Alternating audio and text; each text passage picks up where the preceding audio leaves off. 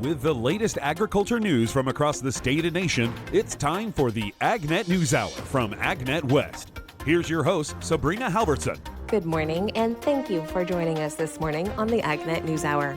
Coming up later, smoke exposure considerations for agriculture employers. We'll have more on that coming up. But our top story today, one expert sees few long-term agricultural problems from this week's stock market declines. Gary Crawford has more. This week's action in the financial markets is, of course, causing quite a stir. But in the ag commodity markets, one expert says long-term, the effects may not amount to that much.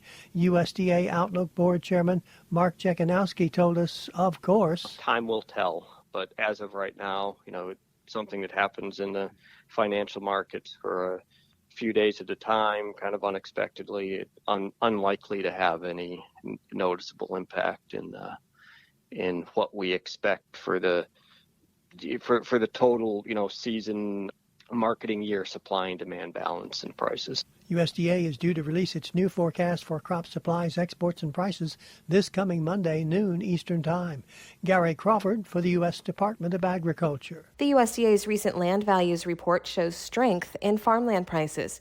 Chaz Smith reports on what the report says about the overall farm economy. Farmland prices keep climbing, according to USDA's Land Values Report. Danny Munch, an economist with the American Farm Bureau Federation, talks about what farmers are facing. The Department of Agriculture's Land Values Report shows that agricultural real estate values are up 5%, or an average of $200 an acre, to a record of $4,170 an acre over 2023. This includes cropland being up 4.7%. to $5,570 an acre, and pastureland being up 5.2% to $1,830 an acre over last year. How much farmers are paying for rent for cropland has also reached record levels, with cash rent up 3.2% over last year. Munch says land values and cash rents are two key indicators used to measure the health of the farm economy. There's two sides of the story here. The first being that land values continue to increase, which means land, which is farmers' number one asset, has increased in value. This puts farmers in a stronger financial position when it comes to acquiring loans. When land values increases start to slow, though, like we're seeing, the equity growth starts to slow as well. So banks might consider farmers higher risk if their asset value is stagnating.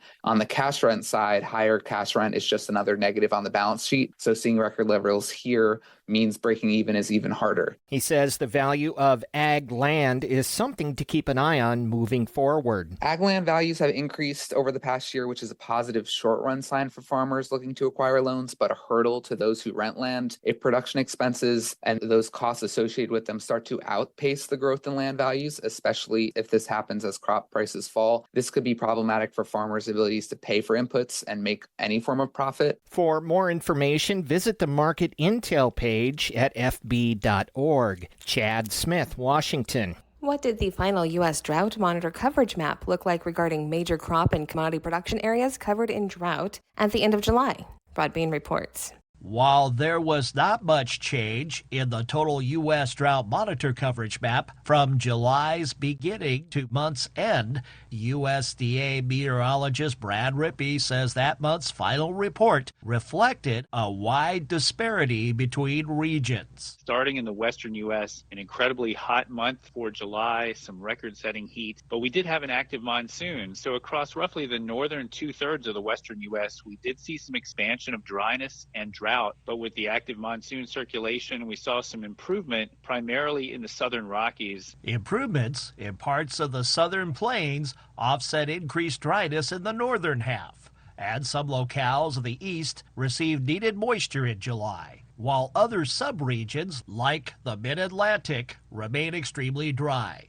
This mixture of drought coverage was also evident for some of our nation's major crops and commodities at July's end. Rippey says for corn and soybean production areas, drought coverage stands at just 5% of the production area on July 30th. Those numbers are down slightly from the early part of the month. We saw 7% corn in drought, 9% soybeans in drought. Traveling southward, rains improved drought coverage for several crops. Taking the cotton drought coverage down to 11% of the production area by July 30th, down from 19% on July 2nd. As we look at the peanut crop, we saw 29% of the peanuts in drought on July 2nd. That number has dropped markedly to 9% by July 30th. A modest increase in drought coverage was recorded month over month in spring wheat growing areas. And then I'll finish up with our hay and our cattle production area in drought. We saw some slight increases in the overall coverage of hay production area in drought, 20% on July 30th, up from 17% on July 2nd. Cattle in drought, that inventory almost steady, 15% on July 30th, up from 14% on the 2nd of July. I'm Rod Bain reporting for the U.S. Department of Agriculture in Washington, D.C. You're listening to the AgNet News Hour. I'm Sabrina Halvorson. In today's National Spotlight, USDA efforts within its Ascend for Better Health initiative include the formation and networking of nutrition hubs to research how improved diets provide better health outcomes. Rod Bain reports. A recent webinar on White House and USDA Cancer Moonshot Initiative efforts. We're here to discuss USDA's part to prevent diet-related cancers and other diseases through tailored, science-based, evidence-driven food and nutrition research, community engagement. Included Agriculture Department Chief Scientist Shavonda Jacobs-Young presenting updates on USDA Nutrition Hubs. We announced a pilot nutrition hub in September 2023, tailored especially for the African American community. This partnership between USDA and Southern universities using the best and latest science to develop information and resources people can understand and use to make informed decisions about their food choices. The pilot nutrition hub strives to improve health equity by enabling community groups and leaders to better understand and integrate USDA-funded nutrition research in culturally responsive ways. The Pilot Nutrition Hub is supported through USDA's Agricultural Science Center of Excellence for Nutrition and Diet, Ascend for Better Health. Ascend brings together scientists, partner organizations, and communities to deliver the latest science-based solutions that promote and elevate food and nutrition security for all Americans. Ascend is designed to enhance collaborations across USDA and our university and community partners in a way that injects a deeper understanding of the connection and capacity of food to prevent cancer and other diseases. The Cancer Moonshot Initiative also provided the chief scientist opportunity to make this announcement. We are making $4.5 million in funding available to establish 3 additional USDA nutrition hubs. The new hubs build upon the work of the initial Pilot Nutrition Hub. That, in turn, forms the basis of a nutrition hub network. With funding from the National Institute of Food and Agriculture and Food Research Initiative, our nutrition hubs will focus on providing science-based information tailored to community populations across tribal, Hispanic, and insular areas. Equitable access to healthy, safe, and affordable foods that promote optimal health and well-being can have a significant impact in reducing rates of diet-related chronic diseases, including many cancers. USDA Southern University Nutrition Hub co-director Janetta Bell Kelly explains the framework for this nutrition network system. It's building current and future workforce capacity for transdisciplinary approaches between research and extension. We are developing collaborations and partnerships with organizations, develop and disseminate science-based nutrition information, and also fostering research and training opportunities in human nutrition research. I'm Rod Bain reporting for the U.S. Department of Agriculture in Washington, D.C. Corn and soybeans are having the best growing season in 4 years. Gary Crawford has more. Even though this past week several regions have been hit with some very hot weather, the Midwest seems miraculously immune from this extreme heat, and the growing season continues to roll on with corn and soybeans in pretty good shape. Rolling on, USDA meteorologist Brad Rippey says as we start this week, corn and soybean ratings continue to run within 1% or 2% of last week and the week before, and within 1 point or 2 of each other. Nationally, 67% of the corn crops rated in good to excellent condition, 68% of the soybeans. In other words, best crop conditions since the summer of 2020. Many producers reportedly are busy trying to sell off some of last year's crops to make room for what looks to be a pretty big harvest coming up. Gary Crawford for the U.S. Department of Agriculture. That's today's National Spotlight. Now here's John Hareth with the Livestock Report. USDA has announced a second tranche of funding for the Regional Agricultural Promotion Program, or RAP. As U.S. Meat Export Federation President and CEO Dan Hallstrom explains, it's a key program that is already working to diversify export markets for U.S. agriculture. What this program allows us to do is to diversify, expand resources, human resources, boots on the ground. We have offices in 20 regions around the world, and this will enable us to expand into regions like Indonesia, Malaysia, Africa. And this is one of the beauties of it, because it expedites market development in an area that will probably develop anyway, but not nearly as quick as it potentially could now with this extra funding. Like I said, not only for USMEF, but for a lot of our sister organizations in a cooperating community focused on developing agriculture globally. RAP funding will help accelerate the growth of emerging markets. One of the genesis of this whole RAP program was to really increase the footprint globally, not only for USMEF, but for all cooperators in ag products. And in our case, we've already focused in on some of these developing regions, none bigger than Africa. Africa is a mainstay of the RAP program in both Tranche 1 and Tranche 2. There's actually dedicated funds specifically for Africa. So we were fortunate enough to get some funding in the first go-around for Africa, and undoubtedly we'll be focused on it again in the second round. Africa is one of those markets that's very diverse, but a lot of potential going forward. Granted, there is a work to be done on the market access side, markets like Nigeria, for example, but that'll come with time. You look at the rest of the world, Southeast Asia, that's a huge opportunity for us. Places like the Philippines, Indonesia, Malaysia, all very much big focuses of the RAP program for us. Latin America, you look at Central America, you look at Colombia, you look at Chile, Ecuador, some of these places in South America as well, another focus for the program. USDA funding is key to our mission on enabling us to accomplish our goals, which is really to put more beef, pork, and lamb on the world's table. And the RAP program complements that immensely. For the U.S. Meat Export Federation, I'm John Harris. Don't forget, if you've missed any of our morning shows, or if you simply need to catch the news at a different time, you can subscribe to our podcast and have statewide agriculture news at your convenience. All you have to do is search for the AgNet News Hour on your favorite podcast downloading app.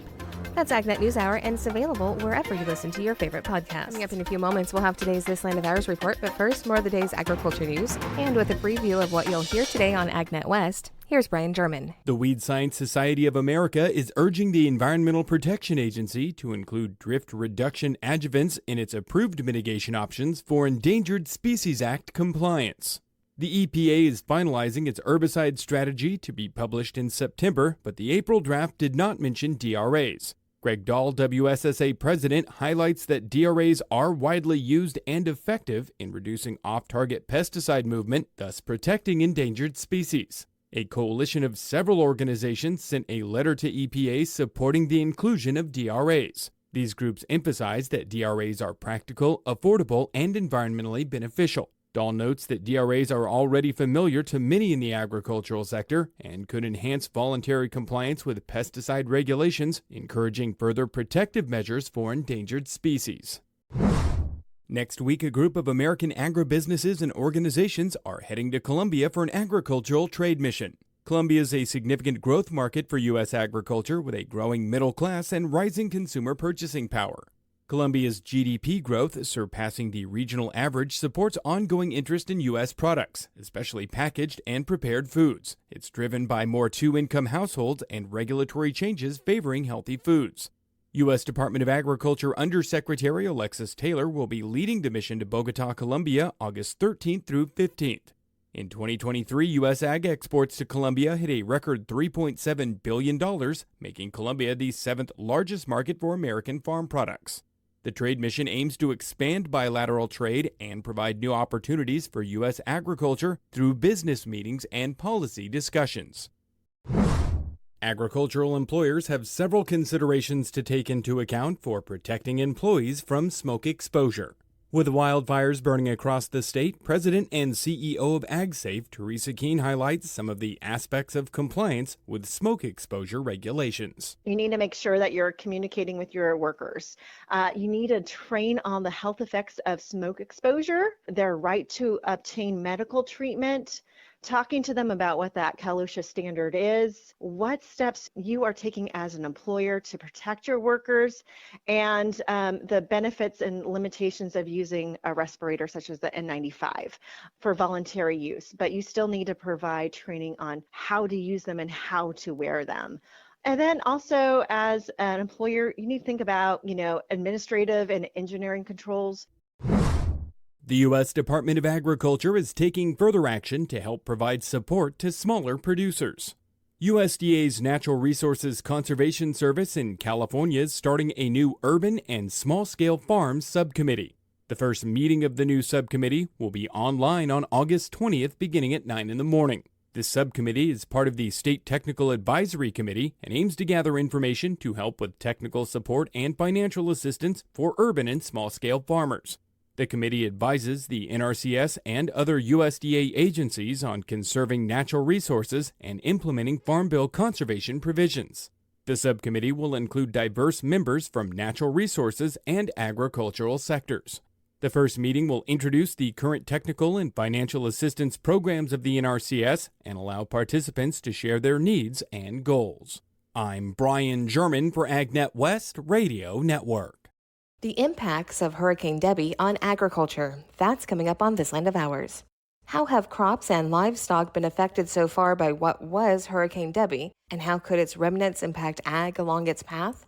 Rod Bain tells us. Ag impacts associated with what was Hurricane Debbie? USDA meteorologist Brad Rippey says several areas in its path caught a break in that. Initially, from an agricultural standpoint, Debbie moved through about the best possible area you could take a hurricane through the southeastern United States. Meaning a path from Florida's Big Bend through southeastern Georgia, cut between major ag regions. So, for example, we saw very limited impacts in Florida's citrus areas, Florida's sugarcane, and we also bypassed a lot of Georgia's major southwestern production areas for crops like peanuts and cotton. However, as Debbie's remnants travel out to sea and intensify before making landfall in South Carolina later this week, threats to agriculture include flooding that could impact major row crops in the Carolinas and Virginia.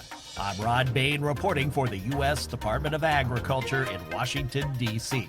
An expert says, take care of your brain. It's the only one you've got. Today on this edition of Agriculture USA, Gary Crawford has expert advice on how to boost your brain. Yes, the median age of the U.S. population is increasing year by year by year. Back in 2011, the median age was 37 years of age. Today, at last count, it's up to a tad below 39 years. Also, what's the fastest growing segment of the U.S. population? It's the 85 and older group. And, of course, unfortunately, we know that as we get older, our ability to process and think is going to be a little bit diminished over time. But stick with us here. We might have some ways to help with that problem. On this edition of Agriculture USA, I'm Gary Crawford. Yes, age has a way of messing with our bodies, but also our minds. But there are a lot of things we can do to delay that as long as possible. That's Sherilyn Jackson. She's an extension health educator, Kansas State University. Here's an important fact to know about her. I support the pickleball movement completely. Okay, I'm very happy for you. But actually, this does come into play a little later in our story. Now, back to the issue of brain health. Sherilyn says it is true. Genetics and our family histories can play a role in things like Alzheimer's and dementia. But lifestyle is a much bigger contributor to these factors. And she says no matter how young or how old you are, the more physical activity in your lifestyle, the better off your brain's going to be. Studies confirm that over and over again. And Sherilyn says you don't have to be a runner or an athlete for physical activity to boost your brain. What you really have to think about is getting movement throughout your day, getting up and moving, if you can, even every 30 minutes. If you have a job where you sit a lot, at least stand, shake your arms and legs a little bit, move your body. But if you can move throughout your day, that's the place to start. And she says it does wonders for the brain. It helps improve the blood flow to the brain. That's really a key thing. It helps reduce inflammation. It helps to improve your cognitive health, meaning you can help think more clearly, problem solve. Research has shown that exercise of any type also reduces production of stress-related hormones in the body, and it helps us sleep better. That again plays into cognitive health. Yes, let's stop right there. Sherilyn says getting enough sleep, super important for good brain and body health and performance. Just in a nutshell, it's important for your heart and your other organs to function. And it allows the brain and your body to slow down and engage in that process of recovery and renewal. And that's what sleep does for us. It helps that recovery and renewal. And when you're under a lot of stress, also sleep is really important during those times. Unfortunately, doctors say most Americans don't get anywhere near the recommended 7 to 9 hours of sleep a night.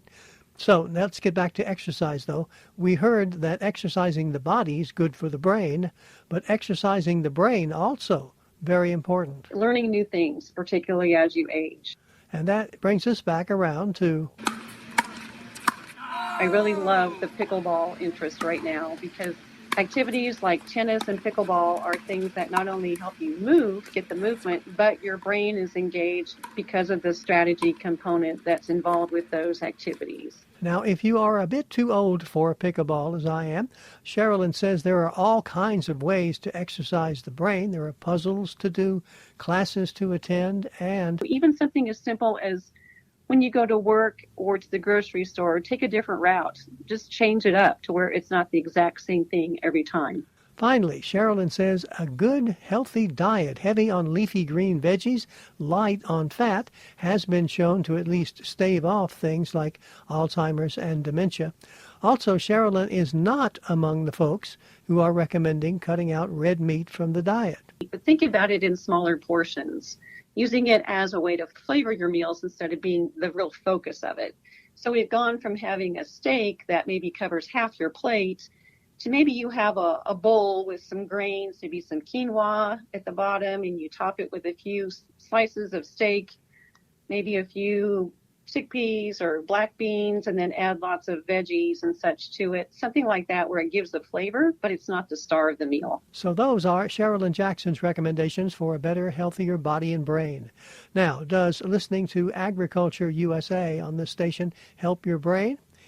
The science is still working on that one. This is Gary Crawford reporting for the U.S. Department of Agriculture in Washington. A Wisconsin meat processing facility will soon expand thanks to a recent USDA grant award. But what might this mean both for the business and the community it serves? Rod Bain reports. A potential ground-level example of the impacts of USDA's meat and poultry expansion program. It's a multiplying effect at this investment that USDA Rural Development is making. Rural Development Undersecretary Basil Gooden earlier this week in Wisconsin announcing a $1.5 million MPEP grant award. Also joining WRDN Radio in Durand, Wisconsin, processor owner and operator Brandon Clare, explaining the plans for the grant. We plan to build a new facility. We're going to triple our size. Hopefully we can increase our capacity by about 50 to 75% of the animals we can harvest. Construction begins in August on the project, with completion expected next spring. Claire says the new processing facility will be designed to harvest bison meat, provide a drive-through window for customer order pickup, add 5 to 6 new employees, expand existing retail space, and provide retail opportunity for other businesses in the old space. I'm Rod Bain reporting for the U.S. Department of Agriculture in Washington, D.C.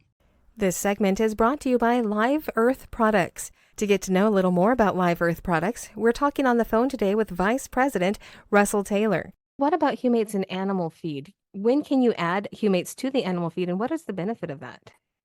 So the interesting thing about animal feeds is just like the fertilizer side, there's actually a lot going on in legislative processes. So there's an act out called the Innovative Feed Act. And currently, you can't include things in animal feed that are giving you other benefits besides nutritive benefits. Let's say, for example, you had a cow that was eating a product that reduced its methane emissions, those enteric gases that are caused just in the natural digestion of a ruminating cow. you can't claim that those products do that benefit.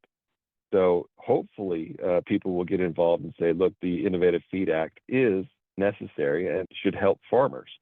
Other benefits of feeding humate is obviously first to reduce enteric gases.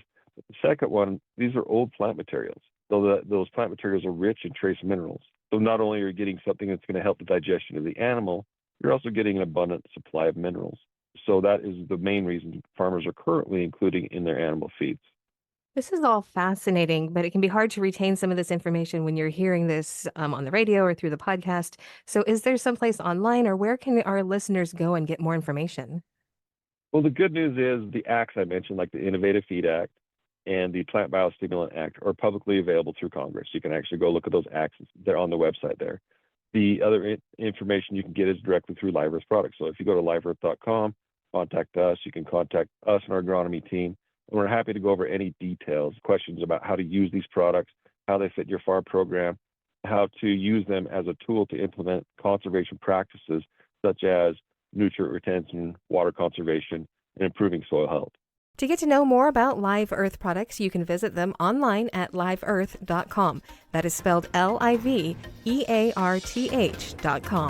This is the AgNet News Hour. We will be back in just a moment with more agriculture news.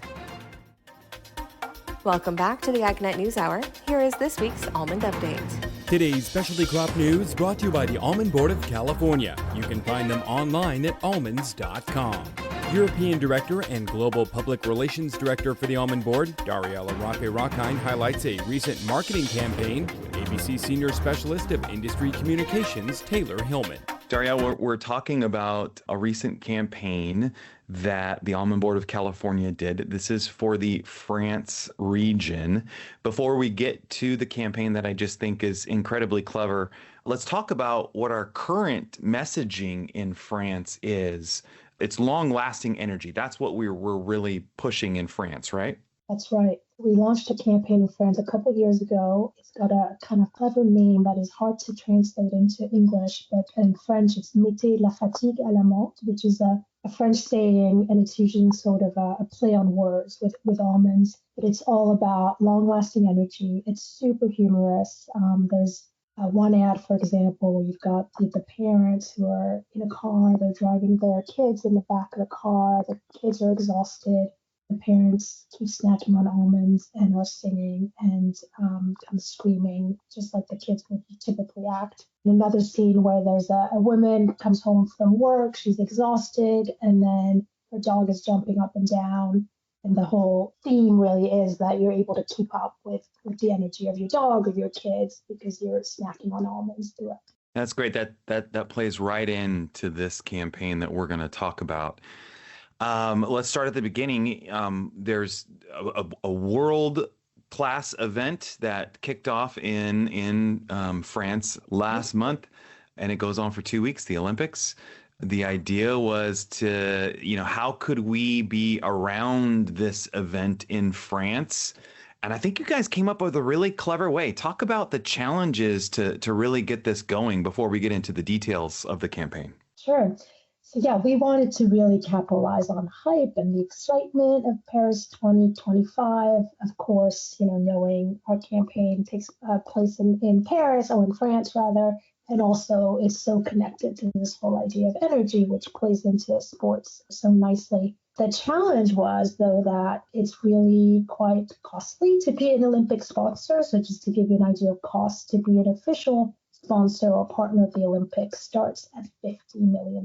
So we certainly don't have that kind of budget to support, an activity in France. And then the other challenge is that there's very, very strict rules in terms of what you can say, what marketers can and can't do or say around the Olympics. So if you're not an Olympic sponsor, you cannot use anything that would slightly relate to the Olympics. So you can't use the colors of the Olympics, you can't use the rings, you can't use the logo, obviously, you can't use slogans, you can't use the font.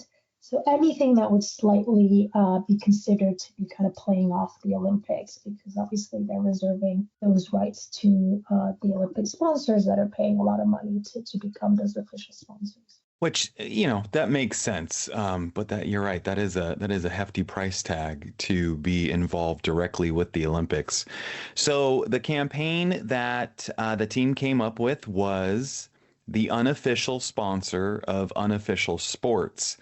This is incredibly clever. We'll explain what that means, but to be involved around this time in France, it's a very crowded space. You guys wanted to stand out. Talk about what this strategy was, and how it stood out, you think. Yeah, so I think our agency did a fabulous job coming up with something that was very clever, but also, helped to stand out from in a really oversaturated time when every single brand or product is trying to, somehow tie themselves to the Olympics and the excitement that's happening in France. So the solution they came up with was to use references from sports and nutrition and sponsorship culture in a really humorous and memorable way. And we also wanted to use the existing tone of our current campaign in France, but be even bolder and funnier and,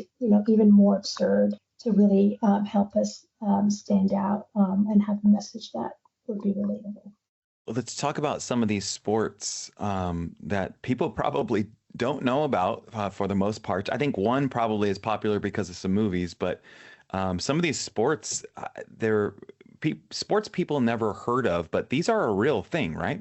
They're real things. So we did a lot of research to find these sports, which we think are probably invisible to a lot of people, but they're just as interesting and probably even more demanding energy-wise than some of the regular sports that are in the Olympics, because in some cases they require these athletes to be doing two sports at the same time. So things like cycle ball, which is literally people cycling on a bicycle while they play soccer, or unicycle hockey, which is for riding unicycles while they play hockey. So it's a lot of fun, but it is demanding energy-wise. The other one, which a lot of people may have heard of, is hobby horse, which became very popular, started trending on a lot of social channels in the past 6 months or so. And I would urge anyone who hasn't seen the videos to go on YouTube and type in hobby horse and see what that's all about. It's hilarious. And again, pretty demanding from an energy standpoint. Yeah, if listeners do go and watch those videos, just make sure you give it more than the 10 or 15 seconds after you see the first action that's going on. It's quite entertaining. But you're right. This is two sports in one. A lot of these sports, it's two things going on at once. And you're right, that fits right into the whole long-lasting energy campaigns that we have in France. I think that fits in great. Now, we have some influencers that we used here, comedian influencers, and they really were able to take this and give it that humorous tone, right? Yeah, so we decided we wanted to work with a influencer on this campaign. One, because we know French people really look to influencers for advice, and they can really kind of relate to them. So we ended up teaming up with a French influencer who is called Léa Camilleri. She's a comedian and an influencer. And what we did was we sent her to attend some of these sports. So she went to an acrobatic cycling practice. She also attended an underwater hockey practice. And the whole concept behind it was that, one, she was a former athlete in these sports, and she's now their number one fan. So she went in with a lot of enthusiasm, interviewed them, talked about how her career ended in those sports, and again, a very humorous, entertaining way, and sort of highlighted the sports, highlighted the athletes, and then you see her in all those scenes, carrying her bowl of almonds, offering them to the athletes as a solution to that long-lasting natural energy that you need to perform those two sports at the same time. And then so we did some of our content with the influencer, and then we created our own content. Again, that was in a sort of really eye-catching way that really highlights energy you need to not just perform one sport, but two sports. Well, it sounds like the content turned out great. And again, very humorous tone, and it sounds like it did pretty well. You had some numbers that you talked about. The viewer rate was really high. These started in June and ran through July. They did pretty well, is what we can tell so far, right? Yeah, so far the numbers are looking great. So the campaign launched in June and it's running through or ran through the end of July. And so far the numbers show that we're beating all of the goals that we set for the campaign. We've hit over 15 million impressions. So there's people that have the opportunity to see the content. And we're getting an average view rate of 80%. So the view rate metric means that 80% of people who were served up this content as they were scrolling through their social feeds, stopped and actually pressed play and viewed at least the start of the videos. And that's pretty good. Like our benchmark was 54%, so we really outperformed that for 80% view rate. You're listening to the AgNet News Hour. To wrap up our day today, food safety officials have just announced a plan designed to reduce salmonella contamination and illness associated with raw poultry products. Gary Crawford has more. Yes, it's true. Over the last 20 years, we have seen a significant reduction in contamination of raw chicken and other poultry products by salmonella bacteria. However, we have seen no change in the amount of illness that is attributed to chicken, and that's just not right. Not right. Dr. Emilio Esteban is Undersecretary of Agriculture for Food Safety. He says to make it right and reduce the numbers of human illnesses caused by salmonella in poultry products, the U.S. is now proposing new rules that would have poultry growers and processing plants place a lot more attention on testing for and eliminating a half dozen of the 2,700 types of salmonella that are out there. It's not a perfect solution, but it's a huge step in the right direction to at least start to focus on those serotypes that are really making people sick. Dr. Esteban says out of the thousands of types of salmonella bacteria that exist, only about a half dozen of them can infest raw poultry and cause human illnesses at the same time. He says those are the types of salmonella the industry needs to concentrate on at every point along the poultry production system, from the farm to the processing plant to the consumer. I see it as an onion with different layers, and each layer has another layer of protection. And the layers begin at the farm level. If you present a very nice, clean, healthy chicken to the slaughter plant, then the job is easier. If you maintain that quality within the plant, that maintains that uniformity and adds another level of protection. Then if you take it to the final product, and we are now implementing a final product standard to remove certain serotypes and amounts of contaminated product, and then you include good consumer handling and practices for cooking, it is the responsibility of the entire chain to get to the point where we don't make people sick by eating contaminated poultry. And Dr. Esteban says the plan for these new rules is to prevent products contaminated with these types of bacteria from ever being sold to consumers at all. And in doing so, will reduce human illnesses by about 25%. Gary Crawford reporting for the U.S. Department of Agriculture. To get more information on the topics you heard today, visit AgNet West online at agnetwest.com. You can also stay connected by following us on our social media at AgNet West on Facebook, Instagram, and Twitter.